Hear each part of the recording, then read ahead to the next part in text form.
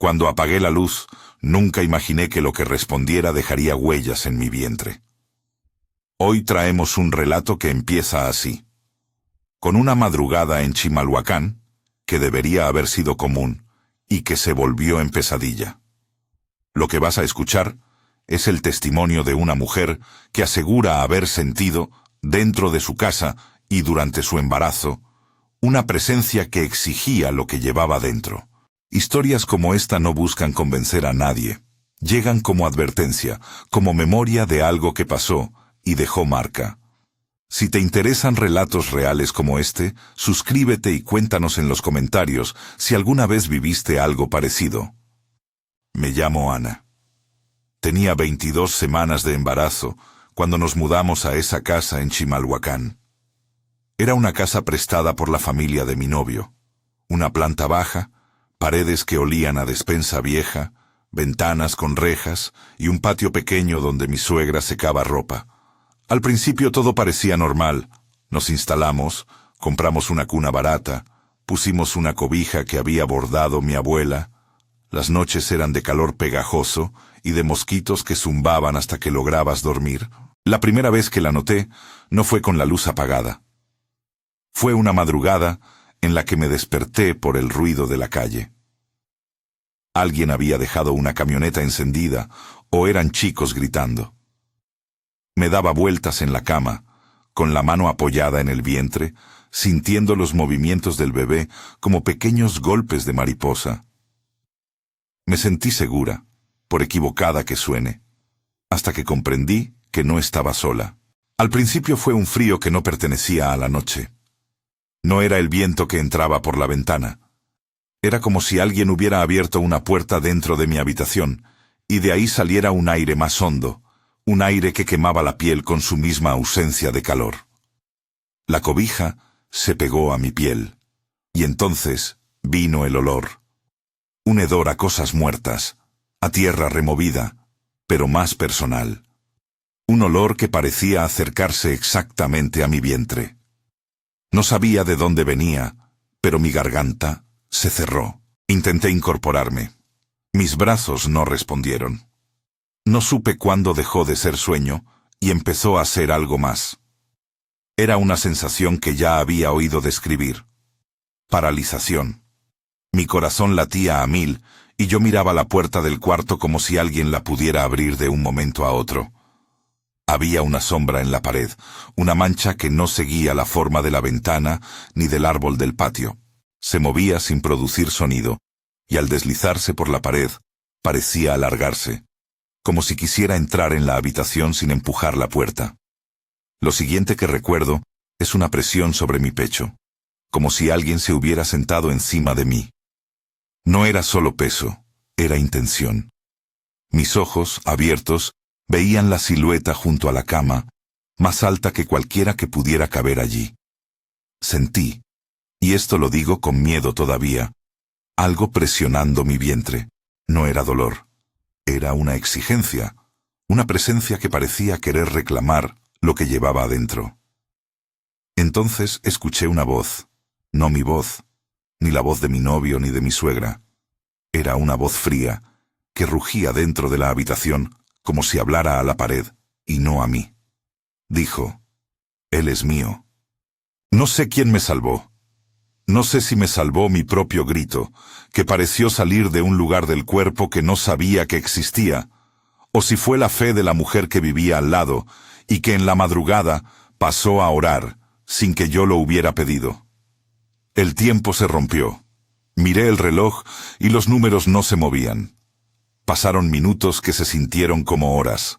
Luego, de golpe, la presión cesó.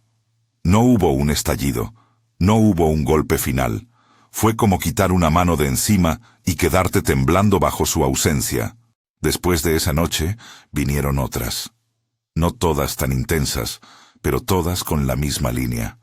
Frío, olor, la sensación de que algo examinaba la casa y, sobre todo, buscaba el cuarto donde yo dormía. Empezaron los ruidos en el techo, pasos que cruzaban la azotea como si alguien caminara con cuidado.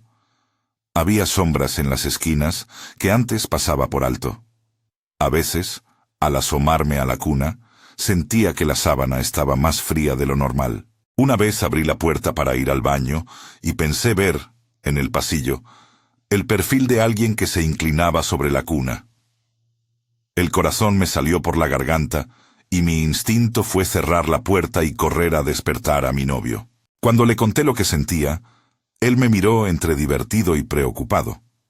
Al principio, pensó que era estrés o sueño. Le expliqué lo de la paralización, lo del olor. Él intentó bromear, tocarme la barriga, decir que todo estaba bien, que era pura imaginación. Nuestra casa no era un lugar de lujos, pero había algo en su mirada que me decía que no me estaba creyendo por completo. Lo entendí. Si no lo vives, suena a cuento. Fue mi abuela quien no se rió. Ella vino 2 días después, con una bolsa vieja y un pañuelo en la cabeza. Mi abuela es de esas mujeres que guardan remedios y refranes. No es religiosa en el sentido estricto, pero respeta la iglesia y las costumbres del pueblo. Sus manos olían a jabón y a hojas. Me miró con una seriedad que apagó cualquier broma. «No te estoy diciendo que creas», me dijo. «Te digo que te cuiden. Hay cosas que la gente llama brujería y otras que son puertas. Hay que cerrar la puerta». Según me contó, en la familia siempre hubo historias. Un tío que vio luces en el cerro de noche. Una vecina que juró haber sentido animales que no existían. Ella no habló de brujas como si fueran monstruos. Dijo que había quienes aprovechaban noches y ritos para hacer daño, y que había que cuidar la casa y el cuerpo. Trajo agua bendita en un frasco, unas palmas secas de Domingo de Ramos y una bolsita con algo que no me explicó del todo. «Para que no se coman la alegría», me dijo, acariciando mi vientre con reverencia y miedo. Lo que vino después fue una mezcla de desesperación y costumbre. Fui a la iglesia con la barriga al frente, llorando en el banco, mientras la gente rezaba y un sacerdote me roció el agua con una mano que no parecía humana, porque temblaba. Mi suegra trajo más fotos de santos y me puso una medalla en el cuello. Mi abuela colocó un pocillo de agua en la alacena y la cerró con una vela encendida. Toda la casa olía a incienso y a aceite de cocina, y la gente hablaba bajo, como si el ruido fuese una forma de llamar la atención de lo que no querías que te oyera. Aprendí a no abrir puertas innecesarias. No me gusta decir esto con voz de sabionda. Lo aprendí porque temblaba de miedo. Evité las manos en la pared por la noche, cerré con llave hasta la puerta interna de la casa. Mis sueños se torcieron. A veces veía la sombra inclinándose sobre la cuna, a veces líneas de fuego que subían por el árbol del patio. Mis noches se hicieron pequeñas batallas de aguantar la respiración hasta que amaneciera. Mi novio empezó a dormir en el sofá. Se despertaba si yo me movía, me miraba, y luego volvía a dormirse con la mirada clavada en el techo. Una de las noches más claras, me desperté por un golpe seco en el techo, como si alguien hubiera puesto su mano y la hubiera arrastrado, luego otro golpe y otro. Los perros del vecindario ladraban como si algo pasara por la calle. Salimos los dos al patio, con una lámpara de mano, y escuchamos cómo los pasos cruzaban la azotea sin detenerse. No había luz, pero en la esquina del patio se vio una sombra que no pertenecía a nada que nos rodeara. Alta, con una especie de capa que no se movía al viento. Mi suegra salió con un rosario en la mano, llorando, diciendo que se estaban metiendo en la casa. Los vecinos asomaron la cabeza. Nadie echó piedras, nadie llamó a la policía. La noche estaba sucia de miedo. Después de esas noches, llegó la vez que juré que alguien se inclinó sobre la cuna. Me levanté a la madrugada con ese mismo frío en la piel, y fui en puntillas hasta el cuarto del niño. La puerta estaba apenas entreabierta, y al abrirla, vi la sábana de la cuna levantarse como si una mano invisible la hubiera tocado. No había nada físico. No había huellas. Solo la sábana ondeando como si un viento quisiera saludar al bebé y no lo encontrara. No pude contener un sollozo. Mi novio corrió y me abrazó hasta doler. En ese abrazo pensé que todo aquello podía ser la última vez que se sintiera normal en nuestra casa. La comunidad empezó a hablar. Las mujeres de la colonia, las vecinas de la esquina, la señora que vendía tlacoyos, se acercaron para decirme que ellas también habían escuchado cosas. No sabían si eran brujas, si eran espíritus, si era envidia. Algunos dijeron que fueran al hospital, otros que hablaran con un curandero. Hubo quien me aconsejó no darle poder a lo que se teme. Hubo quien, al verme con la mano en el vientre como si a través de la piel se pudiera sostener la vida, no aguantó y me trajo una bolsa de cosas. Hierbas, una fotografía de una santísima y una vela.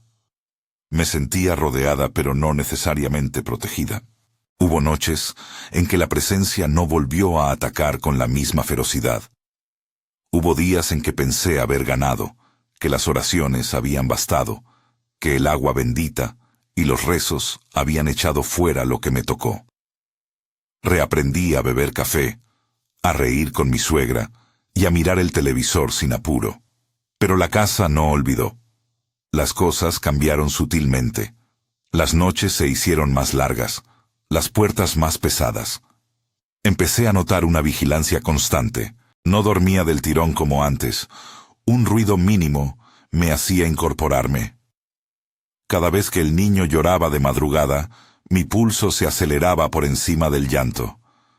Vivíamos con un esqueleto de miedo en el pecho. Lo que me salvó varias veces fue la rabia. No la fe ciega ni la liturgia.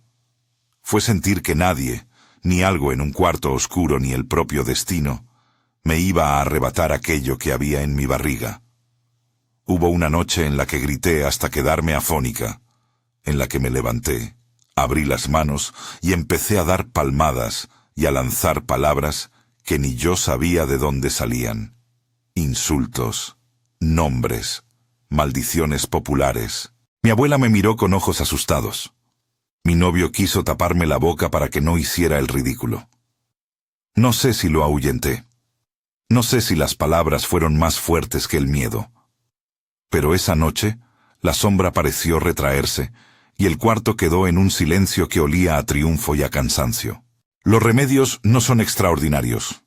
Agua bendita rociada en esquinas, una palma del Domingo de Ramos sobre el dintel, un poco de incienso para quemar por las noches. Pero quiero que quede claro. No los cuento como receta.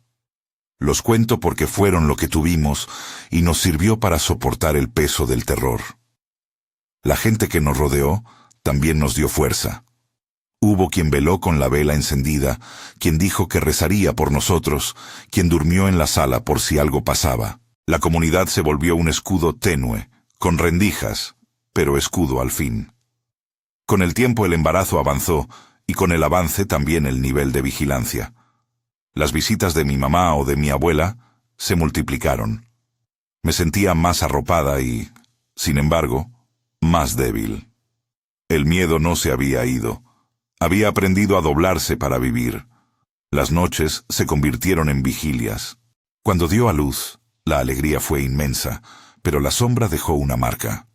La ansiedad, las manos duras sobre la cuna en la primera semana, la incapacidad de dejar al bebé solo aunque todos a nuestro alrededor dijeran que debía descansar. Mi hijo nació con fuerza y salud, y yo aprendí a sonreír por cariño y por obligación. La herida no era visible. Estaba en la respiración que me costaba y en las manos que no volvían a ser mías. Después del nacimiento hubo, claro, un alivio. Las visitas se multiplicaron y las voces en la casa llenaron de ruido el lugar donde antes habitaba el silencio espeso.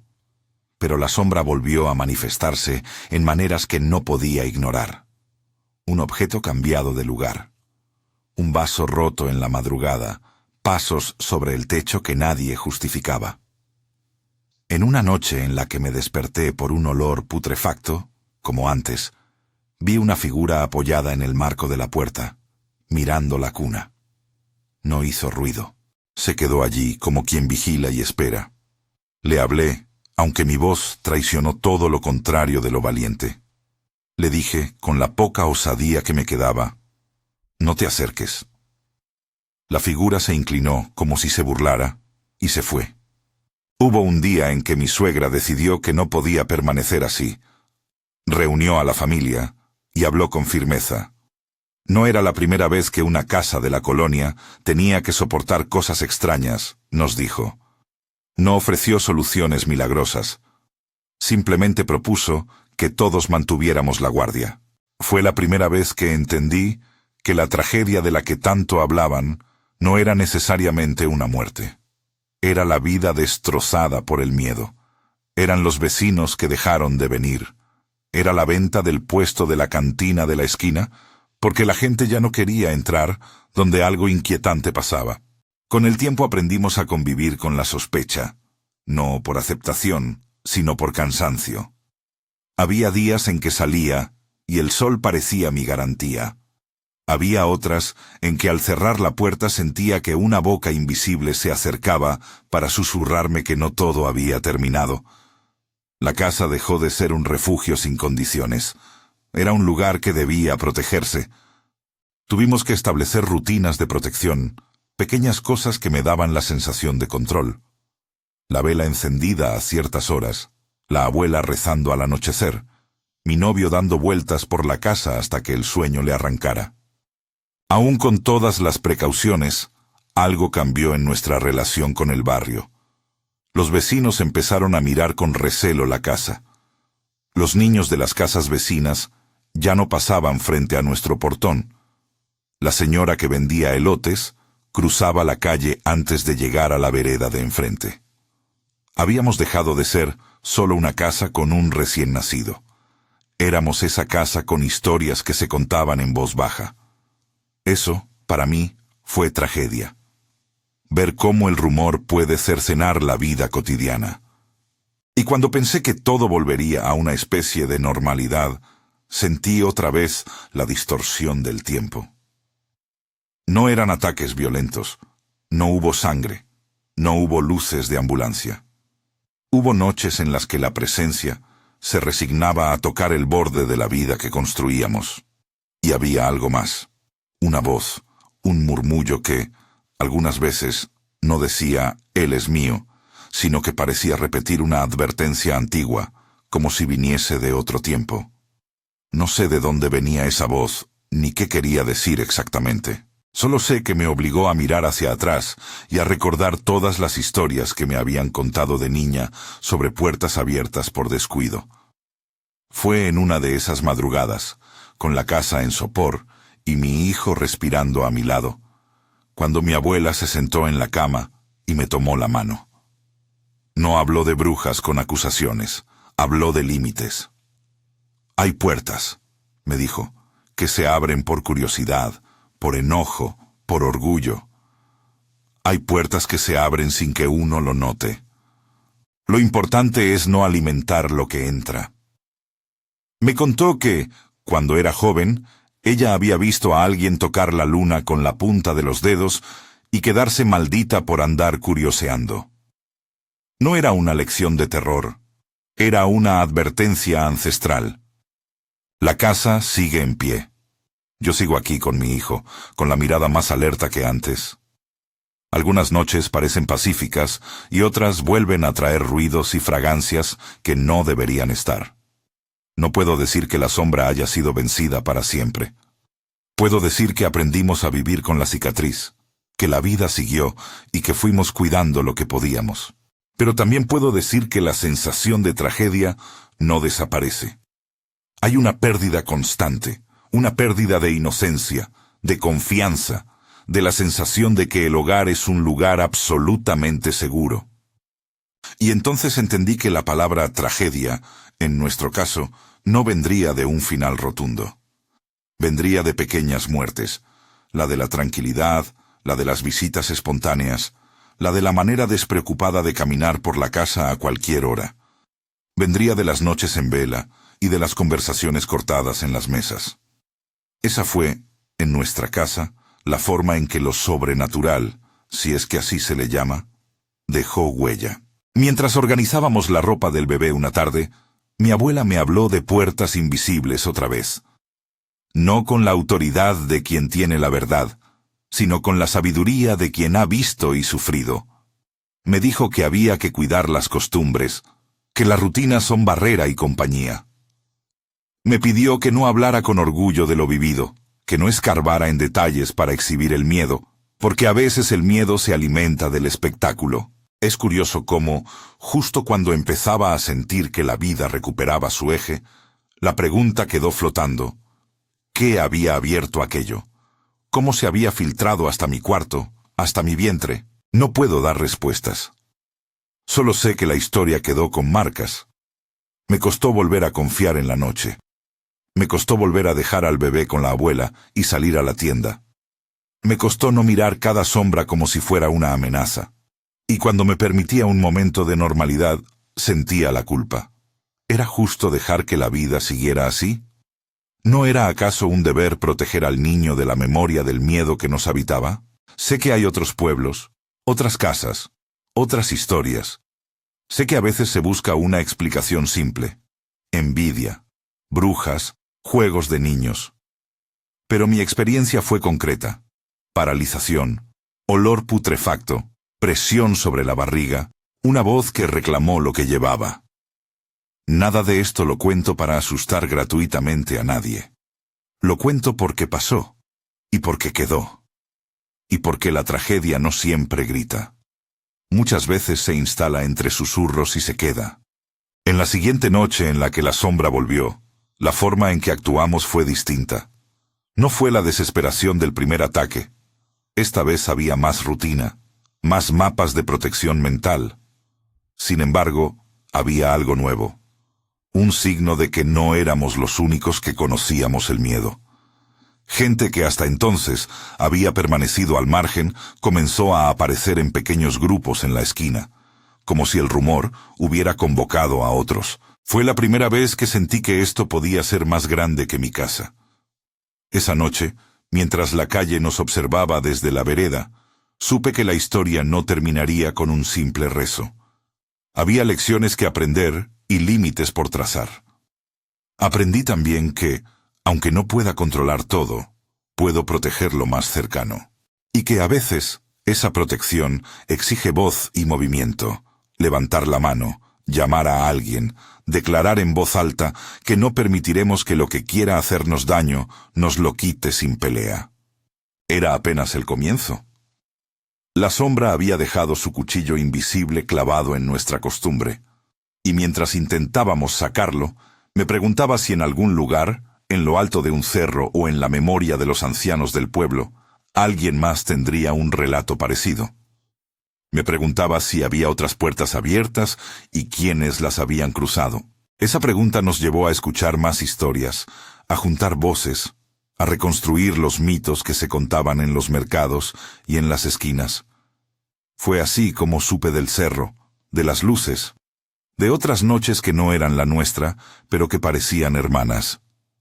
Pero esa es otra parte de la historia, y empieza con un abuelo que hablaba de bolas de fuego y de perros que no eran perros. Fue allí donde entendimos que la tragedia se repite en distintas formas, y que hay un hilo que a veces une las casas del pueblo. Cuando damos vuelta la llave por las mañanas, nadie piensa que cambia el mundo. Pero en nuestros casos, la llave fue una frontera que, a ratos, se mostró frágil. Lo que sigue no es una explicación completa. Es la acumulación de noches que no vuelven a ser igual que antes. Y en esa acumulación, aprendimos a no mirar la oscuridad con la misma descortez. Aprendimos a darle nombre a lo que nos inquietaba y a buscar compañía para enfrentarlo. El relato que acabo de contar termina, por ahora, con una sensación de vigilia. No hay cierre definitivo. Lo que hay son señales, marcas, y la certeza de que la sombra dejó huella en nuestro hogar y en nuestra vida. Algunos la llaman brujería, otros la llaman envidia, otros prefieren no nombrarla. Yo prefiero decir que nos tocó y que aprendimos a vivir con aquello, y a partir de ese punto me di cuenta de que no estábamos solos en la historia del miedo, que en el pueblo había más relatos, más noches donde las luces del cerro... Mi abuela hablaba de puertas invisibles, y esa misma conversación me llevó a buscar otras voces. Fue así como llegué a la historia de Carol Castillo, una mujer del pueblo vecino que, desde niña, escuchó de su abuelo leyendas sobre el cerro y las luces que bajaban en noches sin luna.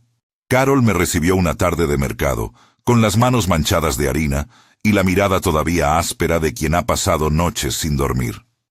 Cuando empezó a contar, su voz se hizo pequeña y firme a la vez, como si estuviera depositando un peso sobre la mesa para que yo lo viera. Mi abuelo solía decir que en el cerro hay quienes no vienen a pasear, me dijo, que bajan cuando se juntan las tinieblas correctas en forma de fuego. Él las llamaba las que bajan en bolas. Cuando yo era niña, me contó que las vimos una vez desde la loma. Luces que se movían como si el aire tuviera ojos. Nadie se reía. Esas historias eran para aprender a no andar sola por las noches. Ella colocó una servilleta sobre la mesa y empezó a dibujar con un dedo la forma del cerro. La noche que cambió todo, yo tenía 16 años. Era verano, y la gente del pueblo había salido a bailar en la plaza. Mi mamá trabajaba en el puesto de enfrente. Vendía café y tortillas. Alrededor de las 11, las luces empezaron a bajar. Al principio, pensamos que eran faroles de jóvenes jugando. Pero no.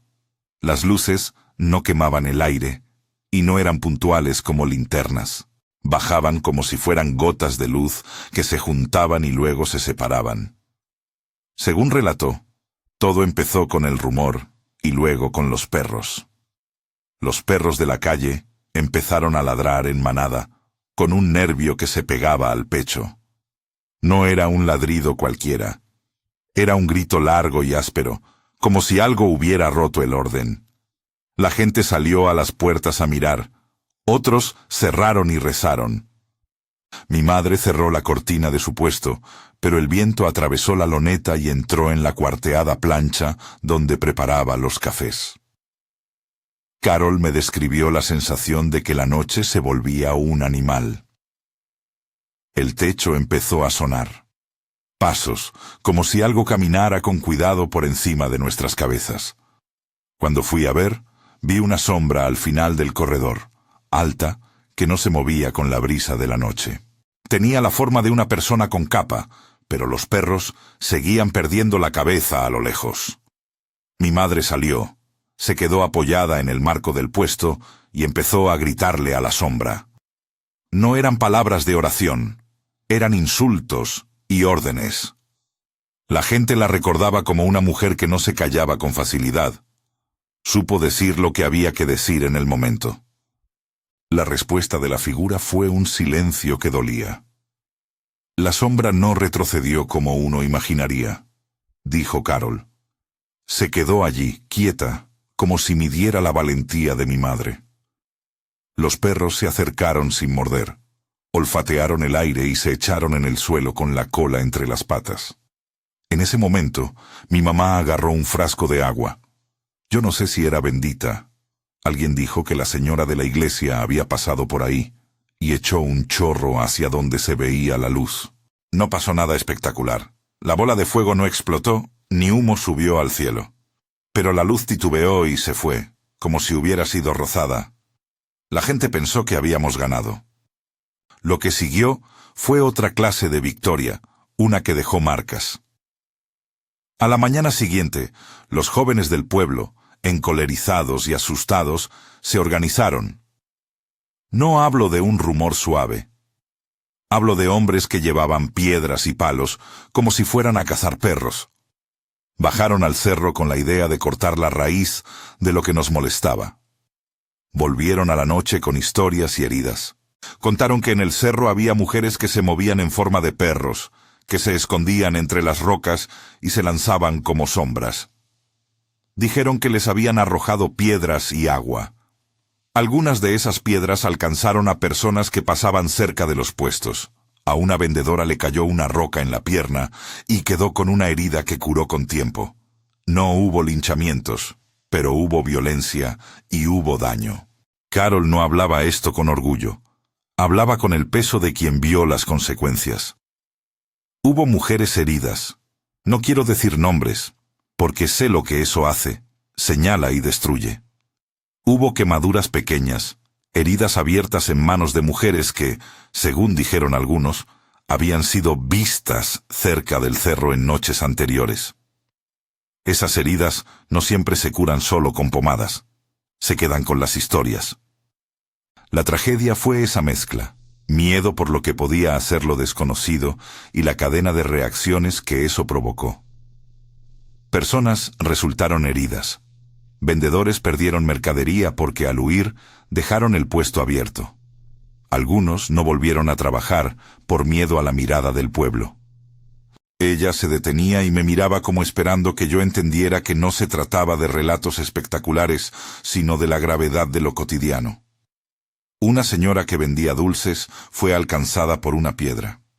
Tenía un puesto pequeño, una vida pequeña, y el golpe la dejó sin poder trabajar unos días. A otra mujer, que según dijeron siempre había hablado con voces que nadie más oía, la tumbaron a pedradas en la loma. Le pegaron en la espalda. La dejaron sufriendo y a la mañana siguiente algunos llevaron agua para limpiarle las heridas. No hablo de casos para alimentar la leyenda. Hablo de mujeres que volvieron a sus casas con la ropa rota y el orgullo quebrado. El pueblo, en su nerviosa respuesta, había cruzado una línea. La gente se sintió segura por un rato, como si al atacar algo se liberaran. Pero hay consecuencias. La tragedia no fue solo lo que las luces podían haber querido. La tragedia fue cómo nosotros respondimos. La violencia dejó a muchas personas con marcas, y el miedo se volvió un enemigo que se alimentaba de acciones desesperadas. Carol insistió en que lo que contó era lo que le quedó grabado por haberlo vivido, o por escucharlo de otros de confianza. Mi abuelo decía que no hay nada peor que una historia que se vuelve verdad por la repetición. Cuando la gente profundiza un rumor, lo convierte en ley. No digo que no existan cosas raras. Digo que lo que pasa a veces es esto. Las noches nos ponen frente a lo inexplicable, y la gente responde con lo que tiene a mano. Piedras, agua, palabras. No siempre lo hace bien. La noche más violenta, según su relato, fue cuando un par de muchachos subieron al cerro con la intención de ahuyentar lo que viéramos. Bajaron diciendo que vieron figuras que parecían humanas, que escucharon risas con voz de mujer, que en un descuido algo tiró una piedra y una vendedora que no tenía por qué estar allí recibió el impacto. La señora perdió mercancía y su puesto quedó flojo por semanas. Algunos de los muchachos volvieron con quemaduras en las manos y en los antebrazos, y contaron que fueron alcanzados por pequeños toques de fuego, por algo que no se puede explicar con facilidad. Nadie fue al hospital con quemaduras graves, pero las marcas quedaron. Al final, la pelea con lo que sea que caminara por el cerro terminó en heridos del lado humano. En ese punto Carol suspiró largo y dijo: «Y después viene la culpa. La gente empieza a ver a la otra como sospechosa. El rumor se transforma en acusación. Vecinas que no hablaban mucho se convirtieron en señaladas. Todo por el terror. Y el terror, igual que el fuego, se alimenta deprisa. No faltaron los que buscaron la vía religiosa. La iglesia tuvo que intervenir», contó. El padre fue a algunas casas, llevó agua, bendijo, pero no como para encender un show, simplemente para dar calma. Eso ayudó a algunos a recuperar el aliento. Pero la calma era frágil. Cuando la gente siente que la protección es insuficiente, empieza a tomar otras medidas. Eso es lo peligroso. Carol me relató también la historia de una noche en la que desde el cerro hubo luces que se acercaron tanto que parecía que uno podía tocarlas con la punta de los dedos. No se veían humanas, dijo. No tenían forma de lámpara ni tamaño fijo. De ellas salían sonidos agudos, como un silbido que a nadie gustaba. A algunos les dio fiebre, a otros les dio náuseas. Los perros corrían en círculos, sin encontrar la salida. Hubo personas que dijeron que vieron a mujeres con cabellos largos transformándose en animales. A mí me lo contaron mi madre y mi tía. A nadie le hago un juicio por creer o no creer. Lo único que sé es que la noche dejó a nuestra gente con un cansancio que costó sacarse. La comunidad, en su intento de defenderse, terminó lastimando a algunos de los suyos. La vendedora de tortillas, que siempre ponía una radio y cantaba, se quedó en shock. Nunca más quiso poner su puesto en la vereda principal. Otra señora fue señalada y tuvo que mudarse por la presión de los comentarios. Perdió amigos, perdió trabajo. Eso también es tragedia. No son solo las piedras ni las quemaduras. Es la pérdida de redes, de la mirada de la gente, del contacto. Carol no excusó a quienes causaron daño, pero mostró el nudo que llevaba a eso. Entender por qué la gente pega o por qué salen con antorchas no es justificarlo. Es saber que el miedo hace que la gente tome atajos, que crea que la acción inmediata cura la incertidumbre. Y a veces, lo único que hace es llenar de sufrimiento a inocentes. Hubo quienes, después de esas noches, intentaron crear un cordón de vigilancia, una guardia improvisada que patrullaba los caminos hasta de madrugada. Parecía una decisión racional, dijo Carol, pero la vigilancia también puede transformarse en acoso. La gente que pasaba por la ruta antes de asentarse en la comunidad era vista con recelo.